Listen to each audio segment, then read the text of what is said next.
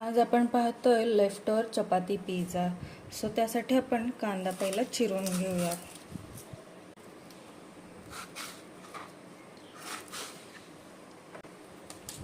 हा कांदा तुम्हाला आवडेल त्या शेपमध्ये तुम्ही कट करून घ्यायचा आहे.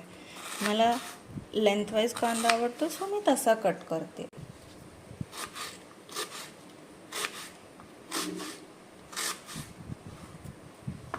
यानंतर आपण टोमॅटो कट करून घेऊया. तो पण लेंथवाईज कट करून घ्यायचा जसं तुम्हाला व्हिडिओमध्ये दिसत आहे.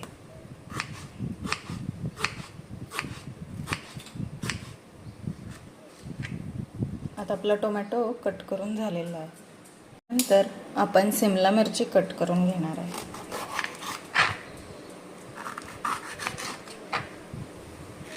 ती तुम्ही क्यूबमध्ये कट केली तरी चालेल. तुम्हाला आवडत असतील त्या वेगवेगळ्या भाज्या पण तुम्ही ॲड करू शकता. गाजर, बीट, मशरूम्स एक्सेट्रा एक्सेट्रा. तुमच्याकडे ज्या काही अवेलेबिलिटीज आहेत त्या तुम्ही ॲड करू शकता, जसं की पनीर. आता आपल्या सर्व भाज्या कट करून झालेल्या आहेत. आता आपण पिझ्झा अरेंज करून घेऊयात. पहिल्यांदा आपल्याला चपाती एका प्लेटमध्ये घ्यायची आहे.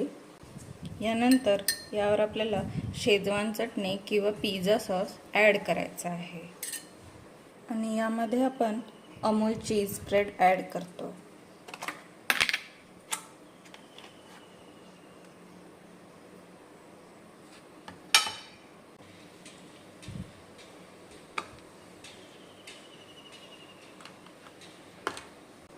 या सर्व गोष्टी चपातीवरतीच मिक्स करून सर्व ठिकाणी लावून चपातीला सगळीकडून लावून घ्यायचे आहेत. व्यवस्थित स्प्रेड करून घ्यायचे आहेत. अशा पद्धतीने स्प्रेड करून झाल्यानंतर यावर भाज्या ॲड करायच्या. भाज्या ॲड करून घेऊया.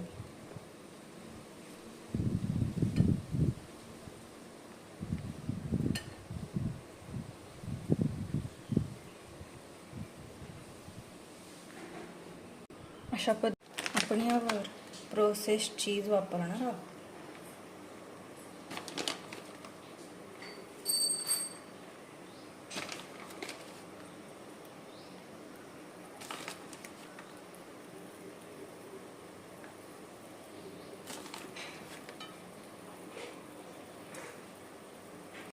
आपण ओरेगानो स्प्रिंकल करून घेऊया. तसेच याच पद्धतीने आपण चिली फ्लेक्स सुद्धा स्प्रिंकल करून घेऊया.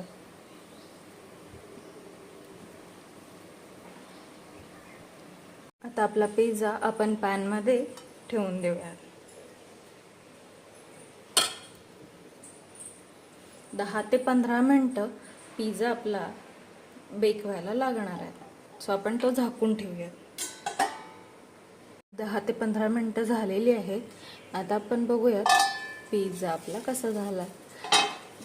तुम्हाला दिसत असेल की पिझ्झावरचं चीज पूर्णपणे मेल्ट झालेलं आहे. अशा परिस्थितीत आपण तव्यावरनं पिझ्झा खाली घ्यायचा आहे डिशमध्ये.